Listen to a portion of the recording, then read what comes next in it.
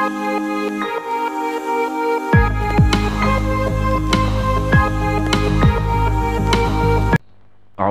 minasyaitonirrajim. Bismillahirrahmanirrahim. Allahumma shalli ala sayyidina Muhammad wa ala ali sayyidina Muhammad. Rabbi shrah li sadri wa yassir li amri wa hlul 'uqdatam min lisani yafqahu qawli. Bismillahirrahmanirrahim. Assalamualaikum warahmatullahi wabarakatuh. Apabila Allah menghendaki memasukkan kita ke dalam hidrat ihsan, yang artinya beribadat seakan-akan melihat Tuhan, maka berarti tipislah hijab dinding itu, dan kita saksikan selanjutnya bahwa segala amal pada hakikatnya adalah daripada Allah, sedang kita sendiri tidak mempunyai amal apa-apa. Bila musyahadah menurut pada mestinya, niscaya akan timbul rasa takut kita kalau tergelincir kidam pendirian kita. Sebagian daripada kesempurnaan adab, akhlak, tertib hukum untuk menyatakan bahwa suatu amal dan kita sendiri sepanjang apa yang kita ketahui hanya sekedar untuk mengamalkan apa yang difirmankan oleh Allah Subhanahu wa ta'ala. Ma asobaka min hasanatin faminallahi wa ma asobak min sayyiatin famin nafsik, yang artinya apa saja yang menimpa anda daripada yang baik adalah daripada Allah, dan apa saja yang menimpa anda daripada yang jelek maka hal itu dari dirimu sendiri. Syekhuna al-alamah Maulana Syekh Yusuf Abu Zarrah Al-Misri berkata, ketika beliau memberikan pelajaran di Masjidil Haram, yaitu tidak seharusnya berkata bahwa kejahatan itu dari Allah, kecuali dalam waktu dan tingkat belajar atau mengajar makom ta'lim dalam jurusan ilmu ini. Kata-kata perbuatan daripada Allah adalah khusus dalam pengertian hakikat yang seharusnya hanya ada pada suara batin, tetapi boleh diucapkan dalam saat-saat belajar mengajar.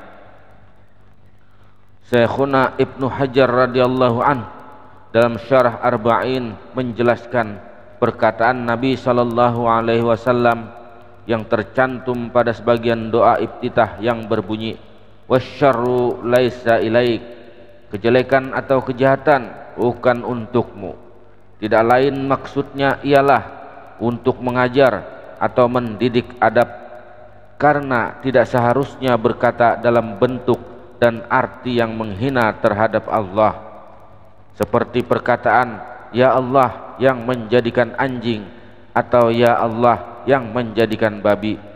Meskipun sebenarnya diakui dengan pasti bahwa anjing ataupun babi itu sendiri adalah makhluk yang dijadikan Allah.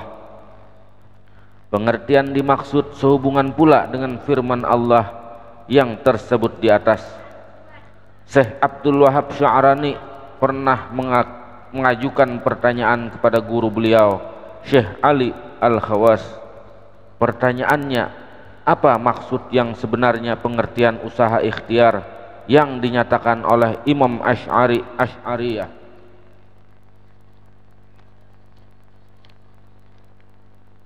Jawabnya, yang dimaksud dengan pengertian usaha ikhtiar menurut Imam Asy'ari itu ialah ta'alluq iradat mungkin,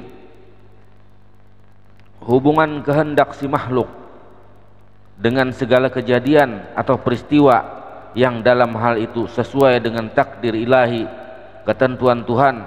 Manakala terjadi ta'alluq iradat, hubungan kehendak dengan takdir Tuhan, mereka sebutkan hal itu dengan nama usaha ikhtiar bagi mungkin atau makhluk pada makna sedang mengambil manfaat dari usaha ikhtiar itu sendiri adalah sudah ada pada takdirnya. Selanjutnya Syekh Abdul Wahab Sya'rani berkata, aku pernah mendengar perkataan guruku Syekh Ali Al-Khawas. Kata beliau, semestinya setiap orang harus sudah mengerti perbuatan makhluk tidak memberi bekas, tidak menentukan itu adalah sepanjang keadaan menurut hukum semata-mata. Maka untuk itu hendaklah Anda pahami dengan benar, karena pada umumnya masih banyak yang belum mengerti perbedaan antara hukum dan atsar, bekas atau kekuatan. Syekh Ali radhiyallahu an seterusnya berkata, Allah subhanahu wa ta'ala berkeinginan untuk mengadakan harkat, gerak atau makna, nilai terhadap pekerjaan apapun. Tidak bisa terjadi pekerjaan itu, tidak sah wujudnya kecuali pada maddahnya, materi pekerjaan itu sendiri, karena mustahil pekerjaan itu akan terjadi dengan sendirinya. Pasti pada mahallun, objek yang dapat menimbulkan takwin, keadaan atau peristiwa. Objek yang dimaksud adalah hamba, yang mana dapat pula diartikan si mungkin yang melakukannya. Namun sebenarnya apa yang dilakukan oleh si mungkin tadi tidak sekali-kali memberi bekas, tidak menentukan. Pahamilah oleh karena Anda hal ini cukup rumit. Syekh Abdul Wahab Sya'rani berkata lagi, aku mendengar saudaraku Abdaluddin rahimahullah ta'ala berkata, bagi mungkin ini sama sekali tidak memiliki kodrat, tetapi hanya sekedar menerima atsar ilahi, bekas atau ketentuan Tuhan. Karena sifat kodrat itu sebenarnya adalah suatu sifat yang tidak pernah terpisah cerai dengan sifat-sifat ketuhanan. Oleh sebab itu, menetapkan adanya kodrat bagi mungkin adalah suatu dakwah yang tidak berdasar atau tidak berdalil. Salah seorang guru saya berkata bahwa hamba ini sebenarnya hanya mustanir, menerima cahaya. Ini pula yang dimaksud dengan kata hanya sekedar menerima atsar ilahi. Syekh Abdaluddin meneruskan perkataan beliau, kami sependapat dengan golongan Asy'ariyah tentang pengertian kodrat hamba dan pengertian menafikan, meniadakan perbuatan hamba.